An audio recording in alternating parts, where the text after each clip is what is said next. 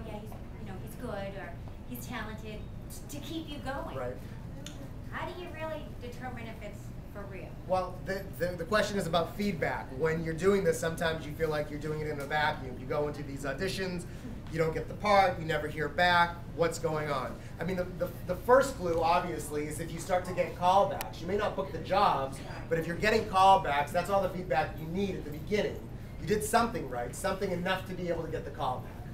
Then if you go for the callback and you're not booking the jobs, well, that could be anything. Maybe you did a great job, but you're too tall, you're too short, you just don't look right.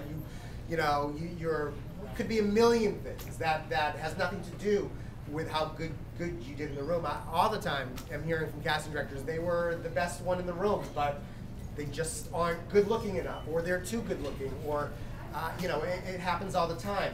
That said, we as representatives are always trying to get feedback for our clients whenever we can. We can't always get feedbacks. Commercials, you will rarely ever get feedback. Commercials is 90% a look.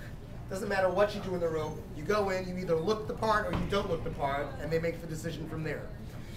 With theatrical stuff, meaning film, television, theater, we always try to get feedback whenever we can, but you also have to understand that casting directors see thousands of people every week for these couple of roles. They don't necessarily have time to always give the feedback. And myself, I'll call once or twice to get the feedback, but if they're in a session and I can't get them on the phone, I still need to work on getting my clients in the door for other auditions. I can't just spend my whole week. Because you would need that feedback for you to be able to continue. I do need the feedback, and that's why I try to get as much as I can.